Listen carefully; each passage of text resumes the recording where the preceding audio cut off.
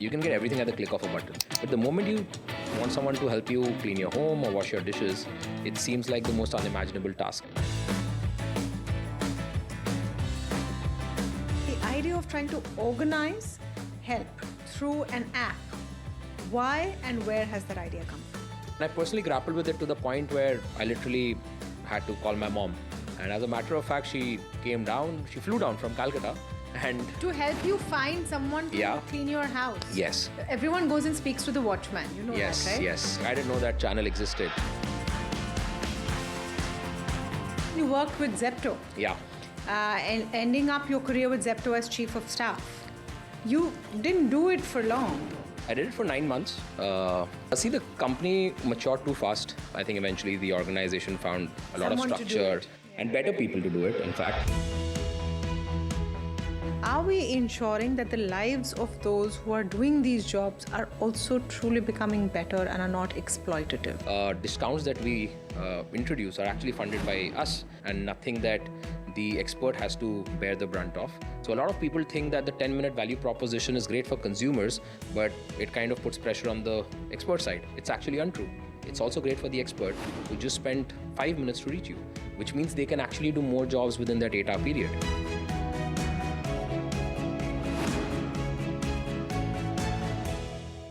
Aayush, thank you so much for joining in. Thank you so much, Tamanna, for having me. I believe you are the youngest company to have been featured on this show in the year or that we've been doing it. Clearly, we're doing some things right. Yeah, so I think the reason we're talking to you in what is possibly your infancy Yeah. as far as the life cycle of a company is concerned is because of the pace and speed at which you have also grown and the space you're in. Yeah. And not that you're the only one, but the idea of trying to organize help, domestic help at home, these services through an app. Why and where has that idea come from? So I think obviously I've been doing a bunch of jobs before this, right? And the one problem I always grappled with as a bachelor living in Bangalore or in Bombay was that you can get everything at the click of a button. So you can get your food delivered, you can get groceries delivered, you could get a cab in a couple of minutes. But the moment you want someone to help you clean your home or wash your dishes, it seems like the most unimaginable task. And I personally grappled with it to the point where I literally had to call my mom and say that, look, I don't know how to get it done. I have tried everything digitally available because that's the fundamental and default way of doing things today. But that doesn't seem to work in this category. And as a matter of fact, she flew down from Calcutta and To help you find someone to Yeah. clean your house. yes, Everyone goes and speaks to the watchman. You know yes, that, right? yes. So I think I was just like, I didn't know that channel existed. Wow. That you can, for everything else, you try to download an app, but for this, you still need to go and talk to your watchman. There are But still some things that happen IRL. exactly why Snabit is around now.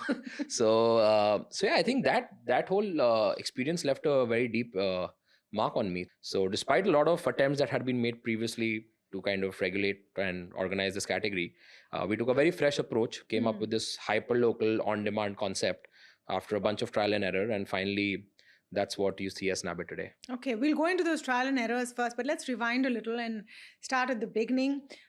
Early life, education, and then the first job. Yeah, so I think I was born and brought up in Calcutta, and I lived there right up until my graduation. So was always a studious kid, deeply involved in extracurriculars. But I think somewhere along the way, lost my path and got really too relaxed about life. I think it was a great learning. It was a great experience to just like look at every other part of life and then get thrown into the part where you need to really build yourself up now. So that's how I found myself in IMT Ghaziabad, where I did my MBA. Right after They didn't which, tell you how to find help and speak to the watchman? during this definitely not. MBA? That's not part of the MBA curriculum. Hopefully someday Snabbit will be a case study, but Yeah. not as of now. So spent a couple of years over there, and then finally got posted in Bangalore at an investment bank, doing a back office job, which didn't excite me as much, and that drew me to the world of startups thereafter. Yeah, and then you worked with Zepto. Yeah. And ending up your career with Zepto as chief of staff. Yeah. What does a chief of staff do? The chief of staff basically does anything and everything in the company. So I think an organization defines what a chief of staff does. So it's not true for any two organizations. It's not the same. But I think at least at my time at Zepto, I had two key charters. Number one was solving problems, and trust me, there were a bunch of them in the early days because the company was growing really fast. So whether it was about going into a dark store and solving for inventory issues, whether it was about looking at a particular city that might have not been doing it very, very well, um, that those problems which were deeply operational and also gave me a very on-ground understanding of how hyperlocal businesses are run and built.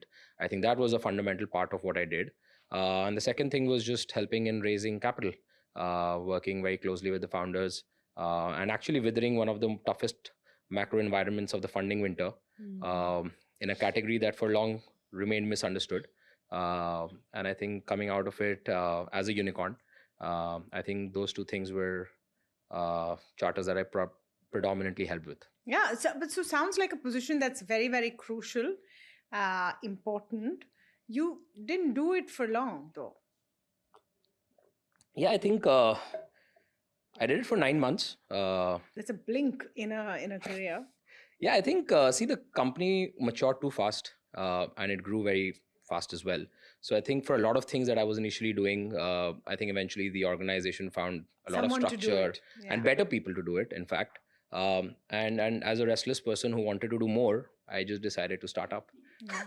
Uh, But it gave you a great grounding on how 100%. to, because you shadow the lead, right? In Yes. that sense, and it taught you how to build up a company. Would you have a chief of staff? Do you have a chief of staff? Yes, I do. He's joined in very recently, but I do.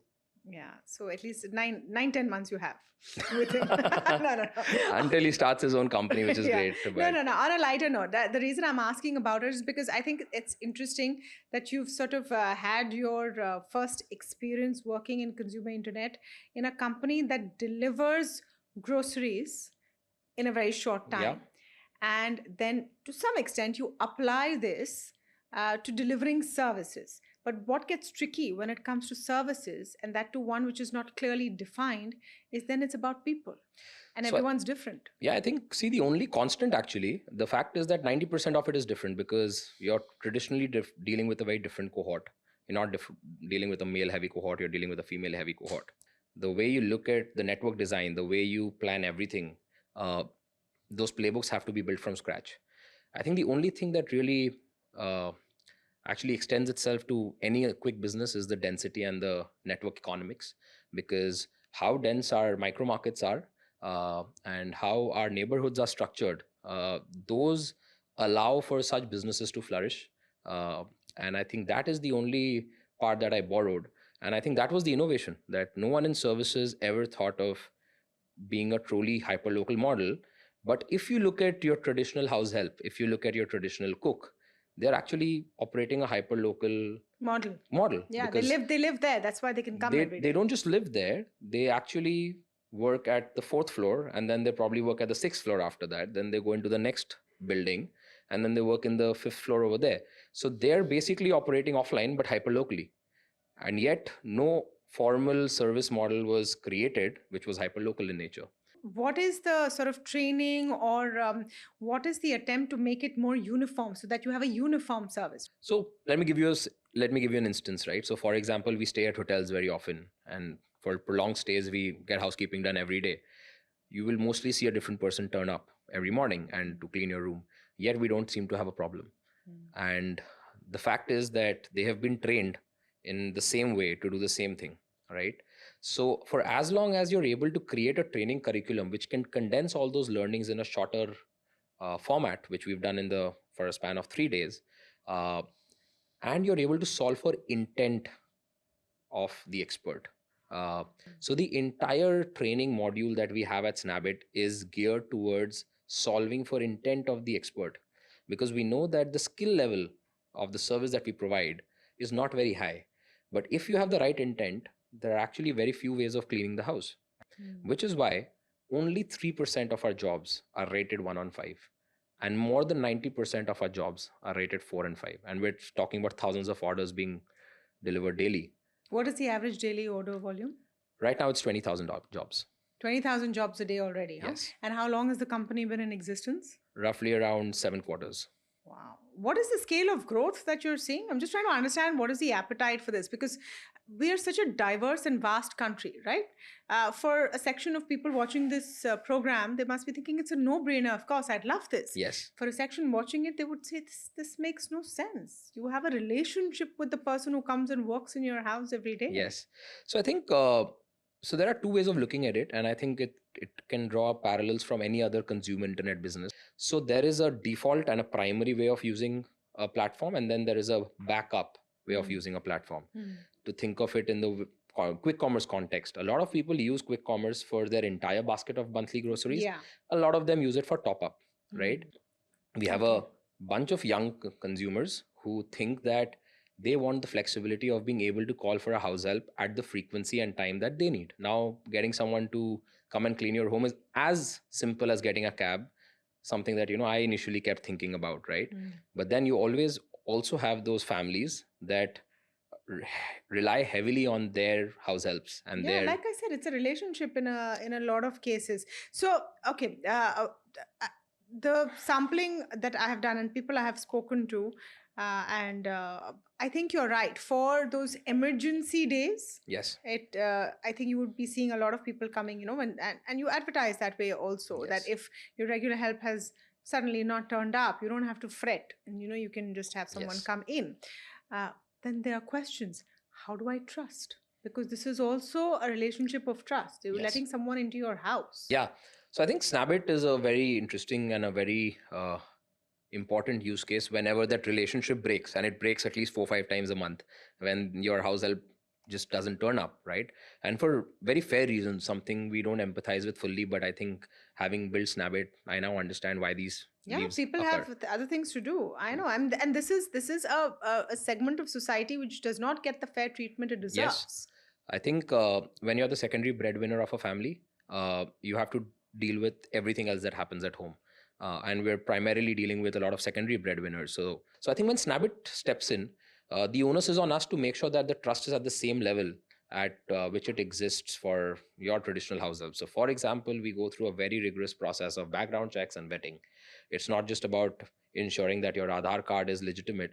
It's also about getting a very thorough background verification done. Your court and criminal records are checked. And we actually have physical training centers where these experts spend roughly around 25 hours across 3 days, and then eventually get certified to go out and service customers. And few of them don't make it. So I think the process that we've built on the supply chain side to ensure that it's not a low touch point model. We engage with these experts deeply. Now, let me come to, I think, the hot potato topic right now, which is that these are essentially gig workers.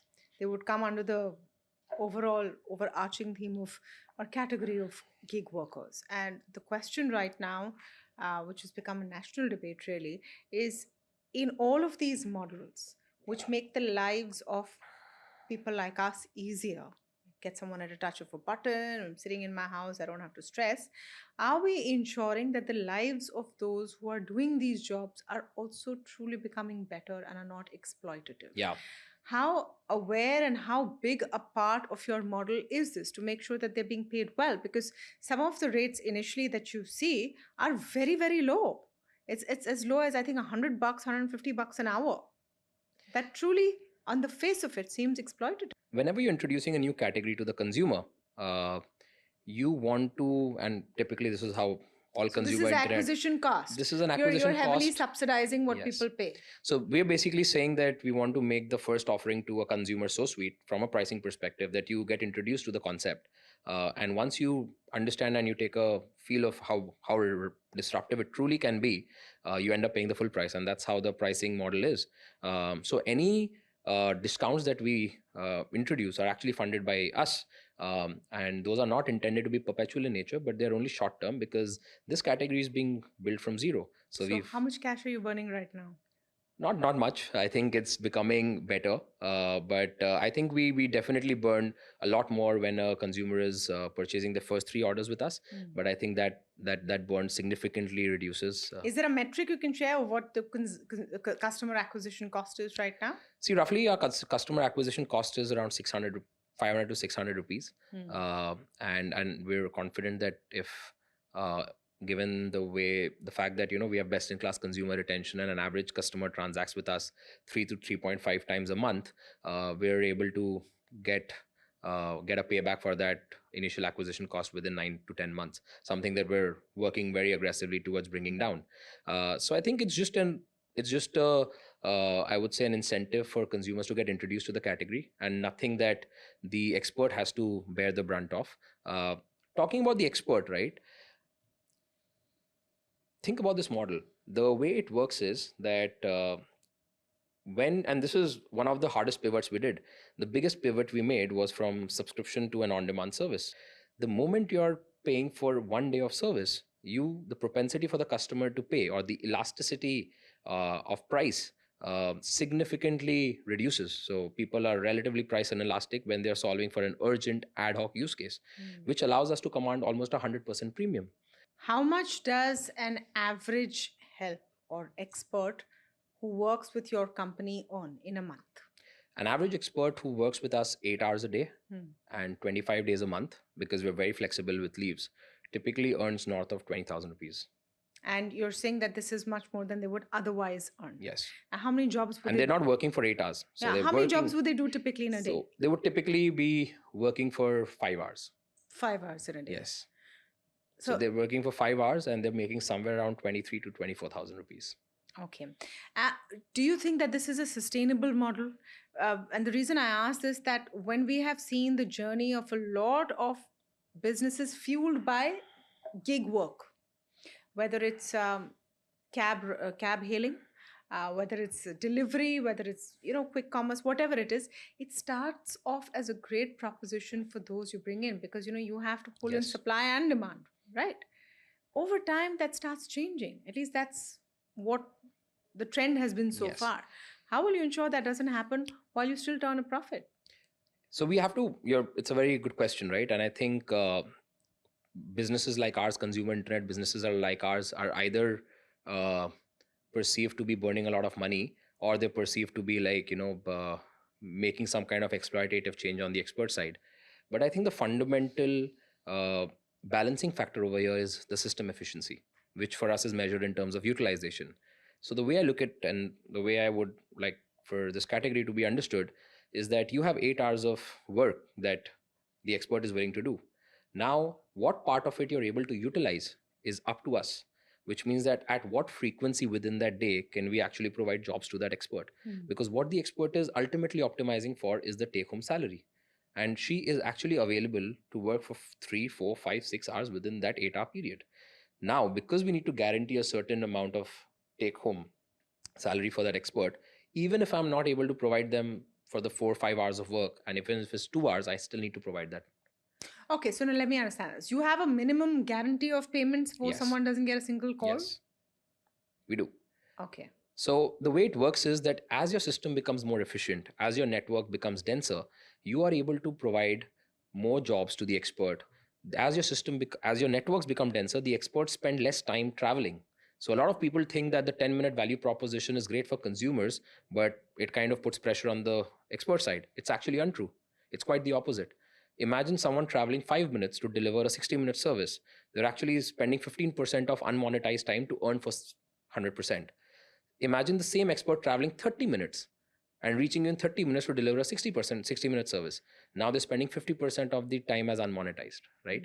So actually reaching you in 5 minutes is not just great for you as a customer, it's also great for the expert who just spent 5 minutes to reach you, which means they can actually do more jobs within that 8 hour period. What is the cap on the number of jobs per day? It does not depend on, because a job could be a 4 hour job, it could be a 2 hour job. So the cap is not on the number of jobs. The number of hours at one go, or it's 8 hours they need to be available? They need to be available in 8 hours.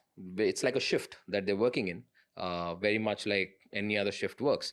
And how efficiently we're able to utilize their time, yet keep the yet make sure that the conditions are very, very favorable. That's on us. What perhaps is going to be a challenge is to continue to make sure you're also preserving the dignity of those who are working and how much they're making going forward as the volume grows. So I think we're very clear on our fundamental principles that this model will become profitable not because we will pay our experts less, but because we will be more efficient as a network. And that's a fundamental uh, belief that we have, and that's how marketplaces are built.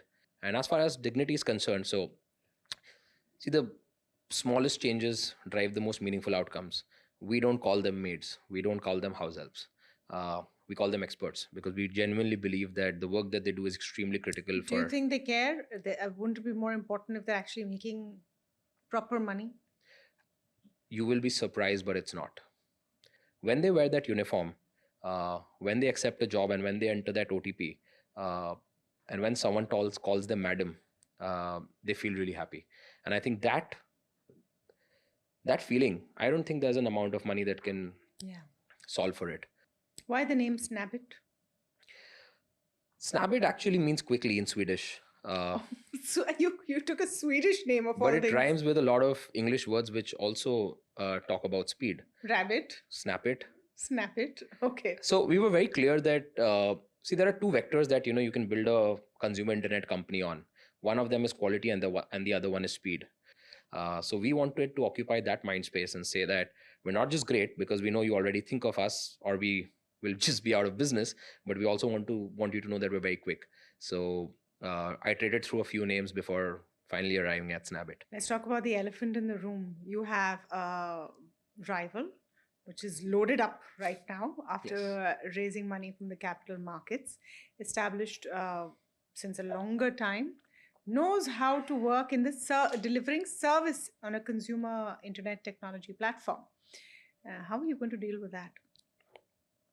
Let's say we're already dealing with them, Mhm. but look, I think firstly I have massive respect for what urban companies built. I think they've built a phenomenal business, and I'm in a very complex category, right? And I think they've kind of been the only organized player that has really scaled, and now it's listed.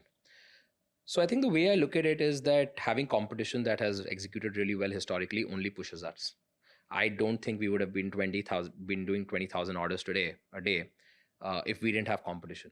So in a lot of ways, I think competition has allowed this category to be built faster, and the the very, very healthy rivalry or competition that we have with Urban Company in this particular category uh, has landed them a category which is very high on frequency. And like as we can see, they're investing heavily in InstaHelp. As for us, we think this is a very, very different category. For example, it's a hyper local, nano market driven, non inventory based, high frequency category, which is charged by the hour. None of those things are true for any other category that UC has, right?